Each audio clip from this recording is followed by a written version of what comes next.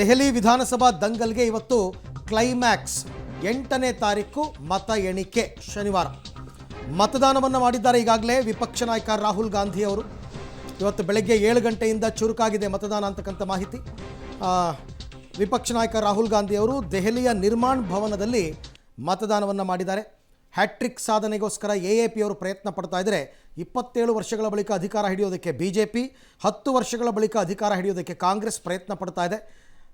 ನೋಡೋಣ ಏನಾಗುತ್ತೆ ಅಂತಂದ್ಬಿಟ್ಟು. ರಿಸಲ್ಟ್ 8ನೇ ತಾರೀಕು ನಿಮಗೆ ಬರುತ್ತೆ, ಯಾರಿಗೆ ದೆಹಲಿ ಮತದಾರರು ಆಶೀರ್ವಾದವನ್ನು ಮಾಡಿದ್ದಾರೆ ಅಂತ.